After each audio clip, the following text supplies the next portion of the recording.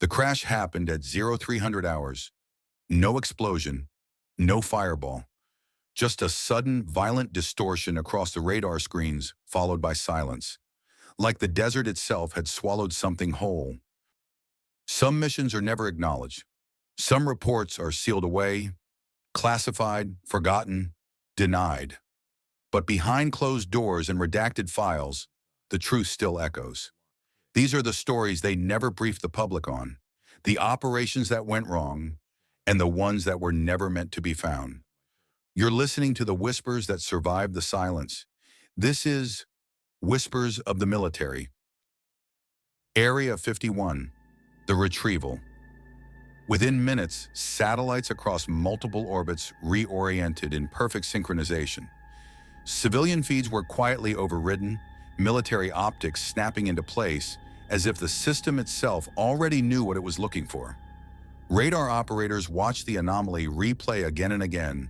No heat signature, no known propulsion, just a sudden breach of airspace, followed by a violent drop straight into restricted territory.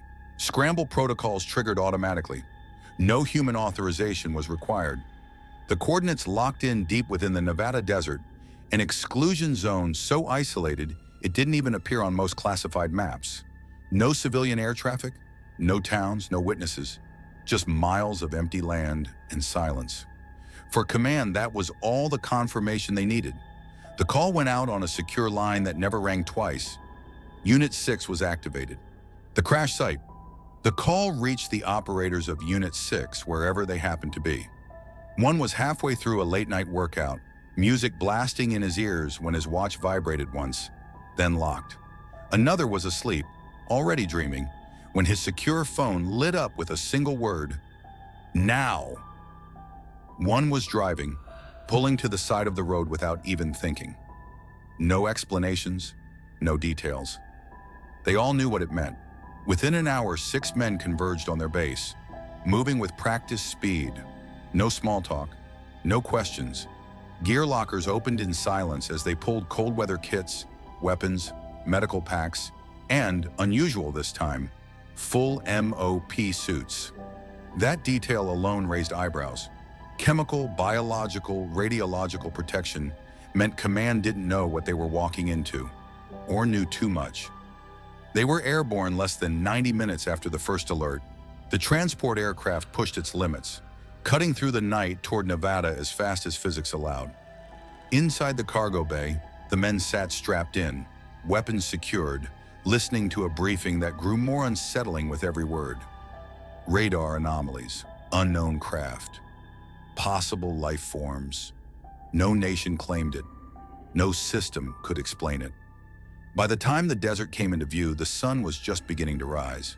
The helicopters touched down on scorched sand as rotor wash kicked dust into the air. The smell hit them immediately, metallic, sharp, almost electrical. It clung to the back of the throat and refused to go away. There was no debris field, no scattered wreckage, just it. The craft lay half buried in the desert floor, as if the earth itself had tried and failed to swallow it. Smooth, matte black. Its surface absorbed light instead of reflecting it, making it hard to focus on for too long. No seams, no rivets, no markings, no visible damage. Yet it had fallen from the sky. That alone made several of the operators pause. Everything they had been taught about technology, physics, humanity's place in the universe suddenly felt fragile. Then they found the life forms. 5 of them. Tall, slender. Limbs bent at angles that didn't look compatible with human anatomy. Their skin shimmered faintly, like heat distortion rising off asphalt. 3 were clearly dead. 2 were not. Their chests moved, slowly, unevenly, as if breathing was an unfamiliar concept. For a moment, no one spoke. Then training took over. MOP gear went on, seals checked, filters locked, weapons raised. The area was secured in record time. 1 vehicle was designated for the 2 living beings, modified on the spot to serve as a containment transport. Another carried the 3 deceased. Unit 6 worked fast, too fast, because in the back of every operator's mind was the same unspoken thought. If one of these made it here, something else might come looking for it. They moved out at full speed, engines screaming across the desert, racing toward the hidden gates of Area 51 before the sky could deliver another impossible visitor. Behind them, the crash site was erased, and with it, the last illusion that humanity was alone. Arrival at Area 51. The gates of Area 51 opened just long enough to let them in. Then they closed. Thick steel doors sealed behind the convoy with a finality that made even seasoned operators uneasy. Once inside, the desert vanished, replaced by concrete corridors, floodlights, and layers of security stacked on top of one another like a fortress turned inward. The base swallowed them whole. Armed patrols lined the route, faces hidden behind visors. Scientists waited in silence, observing from behind reinforced glass, clipboards in hand, eyes wide but mouths shut. No one spoke unless spoken to. No one asked questions. The convoy descended. Elevators dropped past levels, marked only by numbers, or not marked at all. The air grew colder, heavier. Every meter underground felt like a step farther from the surface world. The two living beings were separated from the rest and transported deeper still. Subfloor 7, a level so restricted that even senior officers lacked clearance to know it existed. No windows, no clocks, no outside signals, just containment chambers built around the unknown. For the first 24 hours, nothing happened. The beings lay motionless. Vitals stabilized barely. Energy readings spiked and dipped without pattern, but remained contained within the chamber. No attempts at communication, no signs of awareness. Before we continue, if these hidden stories matter to you, please take a moment to hit the like button. It helps keep these voices from being buried again. And if you want more untold military stories, classified mysteries, and forgotten missions, subscribe to Whispers of the Military, because silence is exactly what they count on. Some of the personnel began to relax. That was the mistake. On hour 38, a security guard collapsed mid-patrol. He didn't scream. He didn't even have time to reach for his weapon. 1 second he was standing. The next he was lifeless. And something unseen was moving through the base. The attacks begin. There was no alarm, no warning sirens, no shouted commands, no gunfire echoing through the halls. One moment, the guard on subfloor 6 was standing at his post, shifting his weight, watching a corridor that had been quiet for years. The next moment, his boots lifted off the floor. At first, he didn't understand what was happening. Then he started screaming. An invisible force wrapped around his body, hoisting him into the air like a toy. His limbs bent the wrong way as pressure crushed inward from all sides. Bones snapped, sharp, wet sounds that echoed down the hallway. Before his body was hurled forward with impossible force, he struck the reinforced wall hard enough to dent solid steel. Then he fell. What was left of him didn't move. The cameras saw nothing. Footage replayed showed empty hallways, pristine walls, until suddenly there was a crater and a dead man where there had been none. Thermal sensors fared no better. They showed only disturbances, ripples of cold and heat sliding through corridors like something breathing just out of sight. Something was moving. Something intelligent. Then Unit 6 began to hear it. Not through comms, not through sound. Inside their heads, whispers slithered into their thoughts, threading through memories, mimicking voices they recognized. Orders were whispered with absolute authority. Doubts were planted. Faces from the past appeared uninvited. Places they had never seen, skies filled with unfamiliar stars. Some swore they could feel fingers brushing the inside of their skulls. Men froze mid-step. Others spun around, weapons raised at shadows that weren't there. One operator ripped off his helmet, screaming that something was crawling beneath his skin, clawing to get out. Gunfire erupted, but it was useless.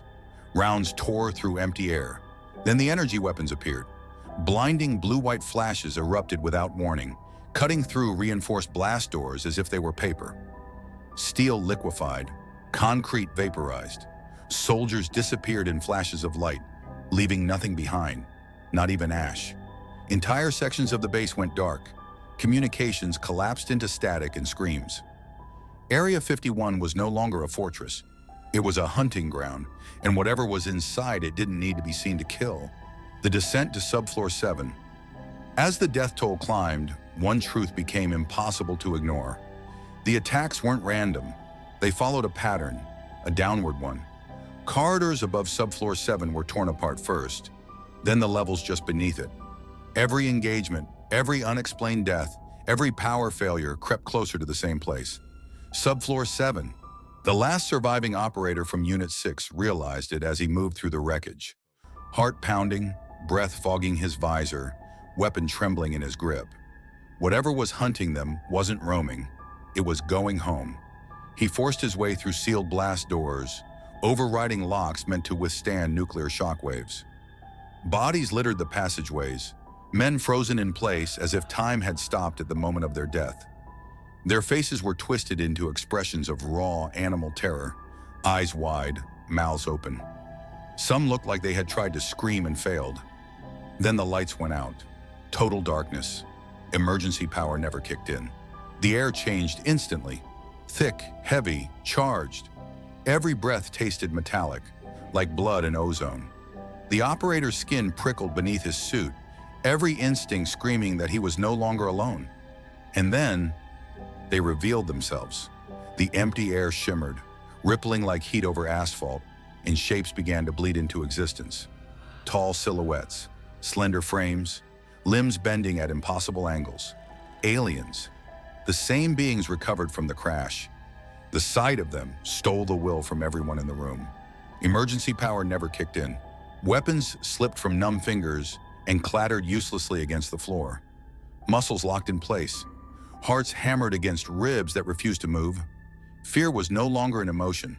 It was a force, a crushing pressure that pinned them in place, pressing down on minds and bodies alike. One of the beings stepped forward. Without a word, 2 pieces of alien technology detached from its body and floated into the air, moving with deliberate precision. They settled gently onto the heads of the 2 surviving entities still held in containment. The devices activated. In seconds, biomechanical suits unfolded around them, organic, fluid, alive. Tendrils wrapped around limbs, plates fused seamlessly with flesh. The suits pulsed faintly, as if breathing. No one needed an explanation. The truth was instantly, horrifyingly clear. These beings were dying on Earth, and those suits were the only thing keeping them alive. The escape. The lead being raised one elongated arm. The 2 surviving aliens lifted from the floor without resistance, their bodies floating upward as if gravity had simply stopped applying to them. There was no strain, no effort, just control, absolute and effortless. The humans could only watch. In front of the beings, the air began to bend, not tear, not break, fold. Space itself curved inward, warping light and shadow until a perfect circular field formed, hovering just above the floor. Energy crackled along its edge, silent but blindingly bright. Then the world on the other side came into focus. Blue skies, rolling green land. Clouds drifting slowly across a horizon that looked hauntingly familiar. Another Earth. But wrong. The colors were too vivid. The light moved differently. The air beyond the threshold seemed alive, as if the planet itself were watching. Without hesitation, the aliens turned toward the opening. No fear, no urgency, just certainty. They stepped through the field together. The moment the last one crossed, the portal collapsed in on itself. No explosion, no sound, just a sudden, absolute absence. Like it had never existed at all. They were gone. And with them went every answer humanity would never be allowed to have. The aftermath. Time restarted all at once. Men collapsed where they stood, bodies finally obeying gravity again. Some vomited inside their helmets. Others screamed. Raw, uncontrolled sounds ripped from their throats as the shock caught up with them. Alarms began to blare throughout the base, overlapping and discordant, hours too late to save anyone who mattered.